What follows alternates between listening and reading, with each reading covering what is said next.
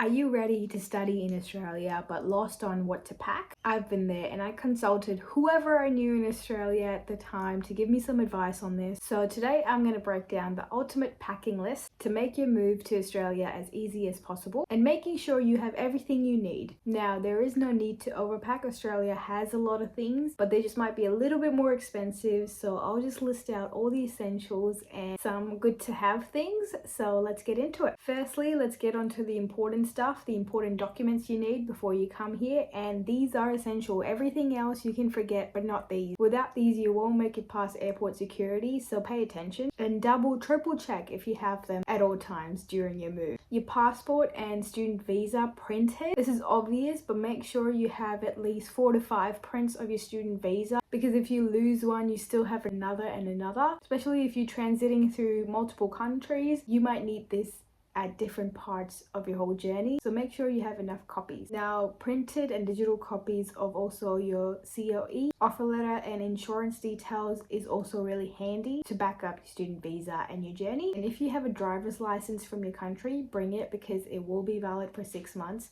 for you to drive here. And it's good to have for ID purposes as well when getting into different venues here. When you come here though, you'll make a national ID, so don't worry about that too much, but if you have it, you might as well carry it, especially if you want to drive. Also, at different points, you might need money for different reasons until you open your bank account here, so make sure you carry your credit or debit card and let your bank know that you're traveling so that they don't block your card for suspicious activity. And I also recommend having a little bit of Australian cash just in case for essentials or if you need it on arrival for the cab. And lastly, your emergency contacts written down somewhere, their names, emails and numbers, not just in your phone but somewhere handy in your backpack that you're carrying as a carry-on, because some documents might require who should they contact if something happens to you. So if your phone dies, you still have that in your backpack. And that reminds me, carry a power bank as well, because you need your phone for various reasons, and make sure you have data on your SIM plan.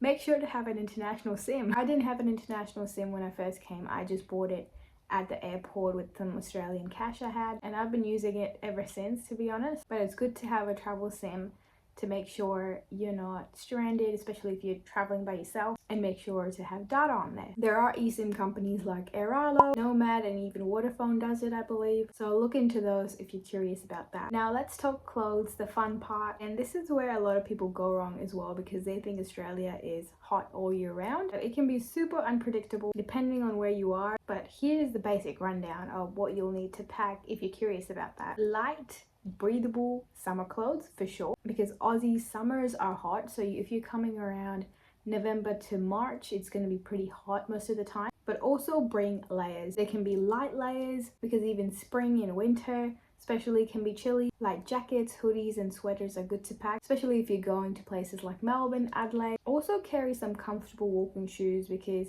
Australia is pretty walkable and it has a lot of outdoor activities like hiking, so it's really good to have, because I've bought a lot of comfortable walking shoes here, but if you buy it from your country it might be a bit cheaper. Also carry swimwear, because you'll be hitting the beach a lot. And now I didn't do this, I bought swimwear here, but it is a bit more on the pricey side, so you make your call. It's also good to carry a rain jacket, waterproof rain jacket that you can wear when it's raining here, and it does rain here quite a bit, so it's good to have. And carry one formal outfit. You never know when you'll have to dress up for an occasion here, so it's good to have, as well as your traditional dress, because there are cultural events here all the time, so you will make use out of 1 or 2 of them. And of course, sunglasses, hats, and any accessories you use all the time, make sure to bring that. But don't overpack. Like I said, Australia has a lot of things, so just breathable clothes, layers, walking shoes, swimwear, formal outfits, a rain jacket maybe, and accessories. Now let's talk electronics and tech gear, because let's be real, you'll need it for both your studying and entertainment. Your laptop and charger will be really handy, especially if you're going to uni.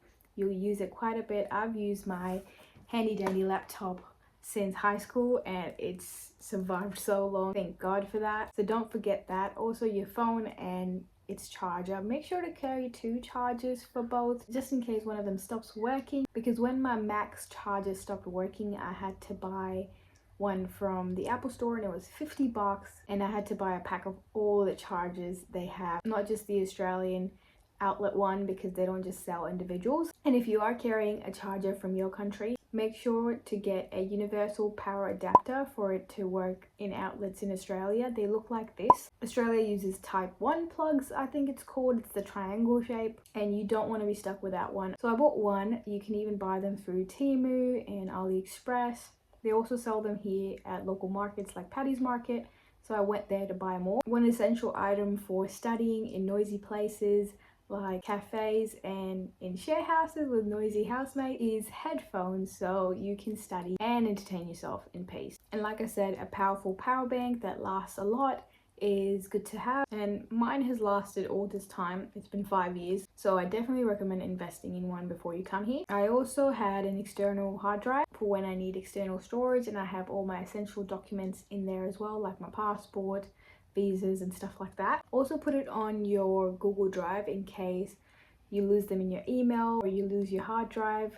You know, situations can happen, so always have backup. Now if you love vlogging or photography, carry your camera as well. Now let's talk personal hygiene and self-care. You can buy toiletries here, of course, in Australia, but if you have specific products you love, bring them, because not all of them will be available here. Like I love this one lip balm, and they don't deliver it through Amazon here, so I make sure to have a bit of those when I come. Also, glasses are really expensive here. They're like $2.50 per frame, so I make sure to bring a lot of those from home, at least 3 or 4, because they break a lot and it's really expensive to get here. Also make sure to have your teeth cleaned and all your dental needs taken care of, because it's really expensive here without Medicare, which is what locals get and international students don't. We just have the basic healthcare package, and it doesn't include dentists. We'll be charged a whole lot up front. Of course, carry your basic toiletries like toothbrush, shampoo, deodorant. They're not essential, but if you have specific needs, and you know, if you're on the plane a whole lot coming here, it might be useful to carry travel packs, and it's essential that they're not the full bottle. Make sure you just have travel packs. Any medications that you're taking, carry a prescription of that as well. And I brought a small first aid kit with bandages, painkillers and allergy need, because better safe than sorry, and it got me through the first few months, which is great. Now your skincare needs, you know, carry whatever you want for that, but like I said, you can buy most things here, so don't overpack with that. And ladies, if you have specific brand or feminine hygiene products, might be worth bringing a supply. Like I know I brought a lot of pads because they're not expensive here, but it's much cheaper for me to bring a supply of those up front from home if I can. Now let's talk study essentials. Bring a good backpack, something comfy to carry around campus and can fit a lot of things, because you'll be using that a whole lot. Don't worry about textbook pens, highlighters, you can buy those here, and on open day your university might even give them out, so don't bother carrying those. A good reusable water bottle is good to have, and if you already have your student ID, bring that. I made mine when I came here, so I don't think you will be carrying that, but many universities are different, so just look into that. Alright, if you're moving far from home for the first time, you'll miss your favorite foods a lot, so pack some of your favorite foods from home. I brought a lot of savory snacks from my country and some spices. You can buy them here from local grocers that specialize in food from your country. There's a lot of those. Australia is really multicultural with that, but you'll have to go out of your way most of the time to get them because they're not everywhere. So bring your favorite snacks, spices and instant food, and if you love coffee or tea, bring that as well, because tea here is really different. And a travel mug if you like to have coffee or tea on the go. Again, not essential, but good to have. Now before you arrive, also check what your accommodation will offer. I've made a video about how to find your accommodation in Australia, but some places don't come furnished with pillowcases, bed sheets and all that. Definitely carry a towel of your own, maybe a thin bed sheet and pillowcase. I had some when I came here and bought some as well, but it was good to have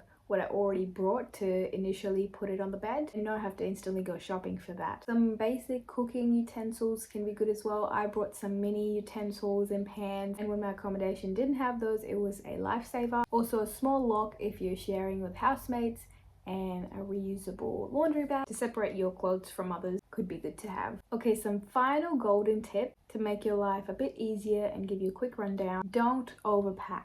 Okay, I brought 2 big suitcases and 1 carry-on. Try to pack in just those, because it is already a lot bringing 2 suitcases and 1 carry-on, and you don't want to be by yourself helping yourself up through stairs and roads. So don't overpack, okay? When it's not essential and your bags are already full, No need to carry a travel mug or bedsheet, okay? Of course, check your baggage allowance and weigh them at home because you don't want to pay extra before you're flying. That's not a good start to your journey. Pack an extra set of clothes and self-care stuff in your carry-on just in case your luggage gets delayed. Download useful apps like Google Maps and TripView app for Sydney, Melbourne, or Brisbane, buses, trains and ferries. It's good to know the schedule. And of course, Uber. If you're at the airport, do not take a cab. They charge a whole lot.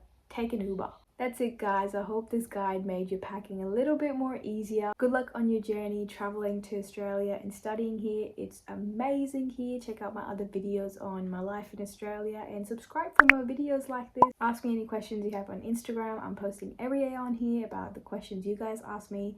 So I'll see you next time.